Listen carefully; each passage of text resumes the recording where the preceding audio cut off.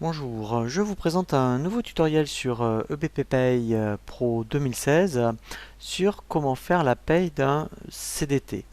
L'objectif de ce tutoriel est surtout de vous montrer les caractéristiques qui sont propres à un CDD lorsque vous allez créer à la fois la fiche salarié, lorsque l'on va faire donc le bulletin de paye d'un salarié, et je vous montrerai également les rubriques à intégrer lorsqu'éventuellement effectivement vous payez la précarité ou les congés payés tous les mois. Et par contre effectivement pour tout ce qui concerne vraiment ensuite les informations qui vont concerner le salarié, que ce soit un CDD ou je dirais un temps plein, je vous invite à consulter le tutoriel comment créer une fiche salarié.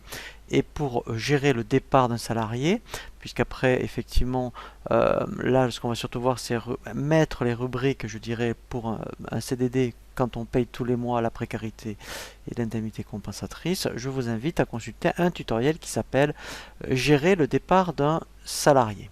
Nous allons prendre donc un salarié déjà qui existe et nous allons voir surtout les caractéristiques qui sont propres donc à un CDD lorsque vous devrez créer vraiment une fiche CDD. Donc pour cela, donc je vais double-cliquer sur une fiche salarié qui existe où j'ai mis donc toutes les informations qui concernent vraiment un CDD. Dans l'onglet Identité, par rapport à un salarié classique, ce qu'il faut faire attention, c'est à son profil. Donc là, il faudra au minimum, vous voyez, lui indiquer ce profil qui s'appelle mensuel non cadre CDD si c'est un non cadre, et vous avez le même pour tout ce qui concerne ensuite ce qu'on appelle les cadres CDD. Voilà, donc là, ce qu'il faut vraiment penser à mettre, donc c'est non cadre ou cadre, mais qui est bien CDD. Parce qu'à partir de là, effectivement, il y a certaines rubriques qui sont spécifiques au CDD qu'il va déjà mettre. Ensuite, donc là, après, je passe sur le reste, puisque là, après, c'est vraiment comme lorsque sur le tutoriel de la création d'une fiche salariée.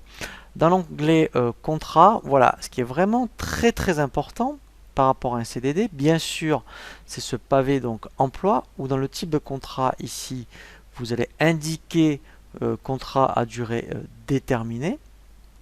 Et ensuite, donc je fais afficher plus. En fait, ce qui est vraiment très important, voilà, vous voyez, c'est ce petit pavé spécifique au CDD, puisque par rapport aux informations que vous allez mettre ici, ça va conditionner le taux de la cotisation chômage. Donc on verra, donc dans un premier temps, vous voyez, vous avez un menu déroulant. Moi j'ai mis par exemple que c'est un CDD d'usage, que la durée est entre 1 et 3 mois. Et donc j'ai déjà prévu donc la date de fin. C'est intéressant de mettre la date de fin parce que quand vous serez sur la période de paye où il y a la date de fin, il va vous dire ah attention à ce salarié, il faut penser sincèrement à prévoir je dirais toutes les rubriques de sortie. Comme ça vous ne pourrez pas l'oublier. Voilà, donc ça c'est vraiment par rapport à l'onglet contrat, ce qui est spécifique au CDD. Ensuite, après, effectivement, donc pour tout ce qui est congé payé, donc si vous ne, enfin, entre guillemets, vous ne voulez pas que les compteurs s'incrémentent, dans ce cas-là, vous cocherez ici CP neutralisé. Et comme ça, les compteurs ne s'activent pas et vous paierez tous les mois les indemnités compensatrices de congés payés, voire la précarité. Donc ça, il faudra penser à le cocher. Voilà, donc là, c'est vraiment tout ce qui est spécifique au CDD. Donc une fois qu'on a bien mis ici, vous voyez le profil CDD, donc après effectivement on va faire son bulletin de paye. Donc là c'est vraiment, donc là je vous invite à consulter le tutoriel donc par rapport au bulletin de paye. On fait créer bulletin, donc moi je l'avais déjà fait, c'est pour ça que ici en fait nous allons donc faire maintenant son bulletin de paye. Alors j'avais déjà fait janvier, donc là on va faire février, donc on clique sur le bouton créer, on fait bulletin. Donc là, il me propose éventuellement un report des variables, je mets oui. Et là, toujours, hein, donc, alors là, c'est vrai qu'après, je vous invite à consulter le tutoriel sur le bulletin de paye. Il faut toujours partir à partir du profil, c'est conseillé. Donc là, il va me générer le bulletin de paye. Voilà, donc là, il m'a calculé février. Et donc, si je veux voir le bulletin, donc là, il me dit que, mettons, les CP ont été neutralisés. Donc, je vais sortir d'ici. Voilà, je vais donc dans le bulletin, voilà, pour février. En fait, ce que je vais voir maintenant, ce sont vraiment les rubriques qui sont spécifiques au CDD. Alors, pour l'instant, on est parti d'un profil de BP, mensuel non cadre. Donc là, je vais les intégrer manuellement parce que mais après je vous montrerai comment les intégrer dans le profil. Donc, si par exemple, donc, vous payez tous les mois l'indemnité de précarité et l'indemnité congé payé, eh bien, dans les rubriques disponibles, eh bien, ici, donc, je vais taper CDD. Comme ça, il va me donner toutes les rubriques spécifiques. Voilà. Donc, en fait, quand on... Alors, vous voyez, on veut les payer tous les mois. Vous voyez, la précarité, ça sera celle-ci. C'est G précarité. Je la fais glisser. Donc là, déjà, il va me calculer l'indemnité de précarité. Voilà. Et après, je vais taper indemnité. Voilà. Et là, en fait, j'en ai une. Donc, si je regarde dans la liste, qui va s'appeler, donc si je les paye tous les mois, hein, on est d'accord, hein, vous voyez, c'est pas en cas de départ, parce qu'en cas de départ, là je vous conseille de voir le tutoriel gérer le départ d'un salarié, et bien quand on gère la sortie, elles vont se déclencher toutes seules, comme indemnité de précarité en cas de départ. Là, c'est quand on le paye tous les mois, c'est pour ça après on verra, je vous conseillerais de le mettre dans un profil CDD spécifique, si vous avez ce type de CDD, où vous le payez tous les mois, ou sinon vous ne les payez que au départ. Donc là en fait ce qu'on va faire, on va intégrer une rubrique en fait indemnité compensatrice qui est marquée qu'on verse mensuellement. Vous voyez, c'est celle-ci, GINDCP, donc je vais la mettre en dessous, voilà, de la précarité.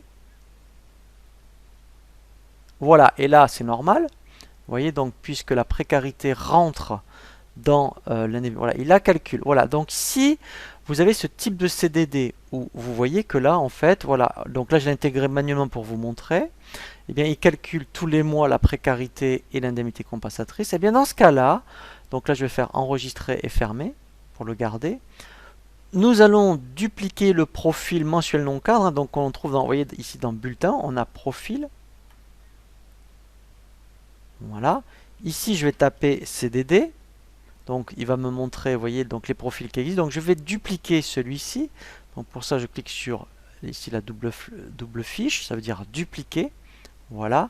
Donc là par exemple, ça pourrait être, admettons, CDD, on va dire où vous payez, je dirais, les indemnités mensuellement. Donc vous pourriez l'appeler CDD non cadre, par exemple, et vous mettez indem mens. Ça veut dire qu'en fait, vous payez les indemnités mensuellement. Donc dans ce cas-là, vous enlevez les indemnités ici, vous voyez, de départ. Voilà. Et là, en fait, on va intégrer les rubriques que j'avais dans le bulletin. Donc là, si je tape, alors je peux taper préca pour gagner du temps.